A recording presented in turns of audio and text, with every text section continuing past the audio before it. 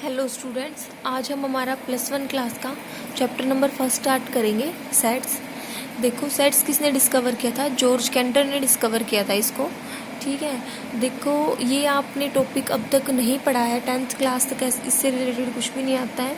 अभी हम +1 क्लास में ये हमारा नया टॉपिक स्टार्ट होता है। सेट्स जो है ये आगे आपका यूज़ होता है जब हम रिलेशन पढ़ते हैं, फंक्शन पढ़ते हैं, उन चीज़ों में इसका यूज़ होता है। सबसे पहले हम देखते हैं सेट होता क्या है। इसकी वैसे ये डेफिनेशन दे रखी है आपको, a well defined collection of object. Proper इसकी डेफिनेशन नहीं होती है, इसको समझने के लिए हम ये डेफिनेशन ले लेते हैं कि एक सेट क्या होता है। एक वेल डिफाइंड कलेक्शन होता है ऑब्जेक्ट्स का, ठीक है ना। जैसे मैंने कोई एग्जांपल ले लिया, cricket team, pack of cards, ठीक है, इस टाइप के एग्जांपल है। ये हमारे डेली लाइफ के एग्जांपल हो गए। और अगर हम मैथ की लैंग्वेज में देखें तो क्या एग्जांपल हो जाएंगे? Natural number, prime number, even number. ये कैसे एग्जांपल हो गए? मैथमेटिकल अगर एग्जांपल देखें तो ये उस टाइप से हो गए हमारे। ठीक है, देखो अब डेफिनेशन को समझने की कोशिश करेंगे ध्यान से। इसका मीनिंग है कलेक्शन ऑफ ऑब्जेक्ट। इतना तो आप समझ गए होंगे कि हमें क्या लेना है। कुछ ऑब्जेक्ट्स होंगे, उनका कलेक्शन हो जाएगा, उसको क्या बोल देंगे? उस कलेक्शन को क्या बोल देंगे हम? ऑब्जेक्ट, कलेक्शन ऑफ ऑब्जेक्ट को क्या बोल देंगे हम? सेट बोल देंगे। जैसे क्रिकेट टीम लिया हमने, ठीक है, उसमें कलेक्शन हो गया प्लेयर्स का। ठीक है, पैक ऑफ कार्ड्स हैं, कार्ड्स जो हम ताश के पत्ते बोल सकते हैं, उसके अंदर हो गए पत्ते, हो गए कितने? 52 होते हैं। ठीक है, वो कलेक्शन हो गया 52 कार्ड्स का। अब देखो वेल डिफाइन से इसका मीनिंग क्या है, ये ध्यान देने वाली बात है। यही डेफिनेशन है मेन पार्ट जो आपका। देखो वेल डिफाइन का मीनिंग ये है कि हम उसको देख के, आपको एक सेट बता दिया उसने, उसको देख के हम ये बता सकें कि अगर कोई और एलिमेंट दे रहा है कि वो एलिमेंट उसके अंदर आएगा या नहीं आएगा। जैसे मैंने आपको बोल दिया आपके पास सेट है इवन नंबर का, इवन नंबर है, उसके अंदर क्या है? सिर्फ इवन नंबर लेने हैं आपको। ठीक है, तो इसका मतलब अगर मैंने ये बोल दिया कि 3 जो नंबर है वो उस सेट में आएगा या नहीं आएगा, तो आप बता सकते हो कि 3 उस सेट में नहीं आएगा, क्योंकि हमें उसमें सिर्फ क्या लेने हैं? इवन नंबर लेने हैं ना। ठीक है, तो हम वेल डिफाइन से इसका मीनिंग यही है कि हम उसको देख के कंप्लीटली ये बता सकें कि कोई एलिमेंट उसके अंदर आएगा या नहीं आएगा। ठीक है, अब मान लो मैंने एक एग्जांपल ले लिया कि intelligent students of A class, या फिर ले लिया honest students of A class, honest students of class +1। अब इस चीज़ का सेट ले लिया मैंने, तो इसके अकॉर्डिंग अगर मैं सेट बनाऊं, ठीक है, तो मैं अगर उन स्टूडेंट्स को छांटूंगी जो ऑनेस्ट है क्लास में, मेरे अकॉर्डिंग जो मुझे लगेंगे मैं वो सेट बना दूंगी। फिर कोई और आता है, कोई दूसरा टीचर आ रहा है मान लो, तो वो उस क्लास में से उसको बोला जाएगा, तो वो हो सकता है किसी दूसरे बच्चे को निकाल के और कोई और बच्चा ले ले। ठीक है, उसके अकॉर्डिंग वो ऑनेस्ट हो सकता है।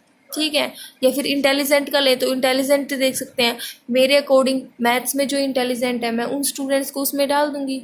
लेकिन अगर और कोई टीचर आता है, केमिस्ट्री का कोई टीचर आ रहा है, उसको अगर कलेक्शन बनाने के लिए बोलेंगे तो वो हो सकता है केमिस्ट्री में जो इंटेलिजेंट स्टूडेंट्स हैं उनका बनाएगा। तो मेरा सेट और उसका सेट अलग अलग हो सकता है ना। ठीक है, मेरे अकॉर्डिंग ये बच्चा इंटेलिजेंट है क्योंकि इसका मैथ्स अच्छा है, और उसके अकॉर्डिंग वो बच्चा अच्छा है, ठीक है, उसकी केमिस्ट्री अच्छी है। इसका मीनिंग ये होगा कि दोनों का सेट अलग अलग हो सकता है। ठीक है, कोई डेफिनेट नहीं है कि दोनों का मतलब सेम होना कोई ज़रूरी नहीं है। ठीक है, लेकिन अगर हमने ये बोल दिया कि सेट बनाओ +1 क्लास में जो गर्ल्स हैं उनका सेट और +1 क्लास में जो बॉयज़ हैं उनका सेट बनाओ, 2 सेट बनाने हैं आपको, तो मैं अगर कोई सेट बनाऊंगी तो उसमें बॉयज़ को डाल दूंगी एक सेट में, दूसरे में गर्ल्स को डाल दूंगी।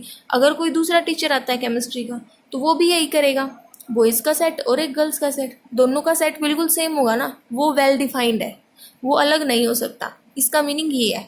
ठीक है, तो चीज़ अगर हमारी वेल डिफाइन है या नहीं है, वो चीज़ मेन है इस डेफिनेशन में। तो well defined collection of object क्या होता है? सेट होता है। तो जो बॉयज़ और गर्ल्स वाला सेट था वो तो सेट होगा, लेकिन वो तो सेट होगा ही नहीं जो हमने इंटेलिजेंट स्टूडेंट्स का सेट लिया था, क्योंकि वो तो अलग अलग आ सकता है, तो उसको हम सेट नहीं बोलेंगे। समझ में आ गया कि सेट लेना कौन सा और नहीं लेना कौन सा है आपको। ठीक है, इसके बाद देखो, जैसे नेचुरल नंबर ले लिया, सेट ले लिया। ठीक है, नेचुरल नंबर हमें पता है कौन से होते हैं, हम देख के बता सकते हैं, तो वो वेल डिफाइंड है तो वो सेट होगा। ठीक है, प्राइम नंबर्स का सेट होगा, इवन नंबर्स का सेट होगा, ठीक है ना। इसके बाद देखो ये आपको कुछ नोटेशन दे रखी हैं जो हम पूरे चैप्टर में यूज़ करेंगे और ये आपकी आगे तक यूज़ होंगी। आपको पता होना चाहिए नेचुरल नंबर को हम किससे डिनोट करते हैं, एन। अगर आपको कैपिटल एन लिख रखा है तो वो किसको डिनोट कर रहा है, नेचुरल नंबर को। सेट ऑफ नेचुरल नंबर मतलब उसके अंदर सारे नेचुरल नंबर आएंगे। नेचुरल नंबर क्या होते हैं, 1 से स्टार्ट होके 2 3 अप टू सोन ये चलते जाएंगे। ये सारे नंबर इस एन के अंदर हैं, ठीक है। फिर जेड है, जेड किसके लिए होता है, इंटीजर्स के लिए। क्यू किसके लिए होता है, रैशनल नंबर के लिए। आर होता है रियल नंबर के लिए। जेड के ऊपर ये पॉजिटिव साइन लिख दिया इसने, प्लस का साइन। इसका मतलब है सिर्फ पॉजिटिव इंटीजर है इसके अंदर, ठीक है, नेगेटिव नहीं आएंगे। क्यू के ऊपर पॉजिटिव लिखा है तो सिर्फ पॉजिटिव रैशनल नंबर है, और आर के ऊपर लिखा है तो पॉजिटिव रियल नंबर है। ये सारी नोटेशन आप याद कर लेंगे, ठीक है, अच्छे से। ये सारे आपको पता ही है, नेचुरल नंबर क्या होते हैं, इंटीजर, रैशनल नंबर, ठीक है ना। इसके बाद देखो ये नोटेशन है, सेट जो है उसको हमेशा हम कैपिटल लेटर से डिनोट करेंगे। कैपिटल लेटर से डिनोट करेंगे, A B C X Y Z. इस टाइप से हम अगर कोई भी लिख रखा है तो वो किसको डिनोट करेगा, सेट को डिनोट करेगा। एलिमेंट मतलब एलिमेंट का मीनिंग हो गया उस सेट के अंदर जो भी नंबर्स होते हैं, किसी भी चीज़ का, नंबर्स का है तो नंबर हो गए, ठीक है। जैसे एक क्रिकेट टीम का था तो क्या हो गया, प्लेयर हो गए, ठीक है। जो भी होते हैं उनको क्या बोलते हैं, एलिमेंट बोलते हैं उस सेट के। जैसे मान लो मैंने इवन नेचुरल नंबर का लिया तो ये क्या है, नेचुरल नंबर का सेट है, तो ये 1 2 3 ये क्या है, इस सेट के एलिमेंट है, ठीक है। जो उस सेट के अंदर आते हैं उनको उसको एलिमेंट बोलते हैं। और एलिमेंट को हमेशा हम किससे डिनोट करेंगे, छोटे अल्फ़ाबेट से, स्मॉल अल्फ़ाबेट से डिनोट करेंगे। Small B, A B C X Y Z. अगर स्मॉल में लिख रखे हैं तो वो किसको डिनोट कर रहे हैं, एलिमेंट को डिनोट कर रहे हैं, ठीक है। इसके बाद एक ये नोटेशन होती है बिलोंग्स, इसको क्या बोलते हैं, बिलोंग्स टू, बिलोंग्स टू। और ठीक है, अगर इसको कट कर दिया तो क्या हो गया, डज नॉट बिलोंग्स टू। इसका मीनिंग है डज नॉट बिलोंग्स टू। और ये क्या होती है, फॉर ऑल के लिए है, इसका मीनिंग है फॉर ऑल। और ये होता है सच दैट। ये सारी नोटेशन आपको याद कर लेनी है, ठीक है। बिलोंग्स टू मतलब कि वो चीज़ उसके अंदर आएगी। मान लो मैंने लिख दिया ए बिलोंग्स टू ए, तो इसका मतलब कि है क्या है कि जो छोटा ए है मतलब ये एलिमेंट है, ये एलिमेंट इस, ये बड़ा ए का क्या मतलब है, सेट। तो ये जो ए है ये एलिमेंट इस सेट के अंदर आएगा, बिलोंग्स टू है, ठीक है। और अगर मैंने इसको कट कर दिया तो क्या आ गया कि ए जो है वो इस सेट के अंदर नहीं आएगा, डज नॉट बिलोंग्स टू।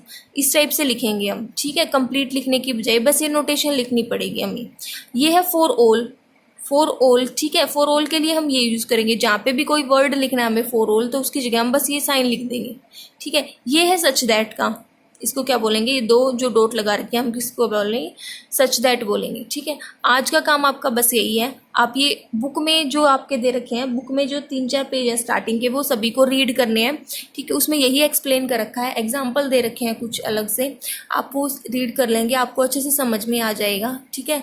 जो 2 फॉर्म दे रखी होंगी, रोस्टर और सेट बिल्डर फॉर्म, उससे पहले तक पढ़ लेना सभी, ठीक है। वहाँ तक कोई डाउट है तो पूछ लेना, और ये सारी चीज़ें याद कर लेना अच्छे से, ठीक है। और अगर आपको वीडियो अच्छी लगी है तो वीडियो को लाइक करें और चैनल को सब्सक्राइब ज़रूर करें। Okay, thank you.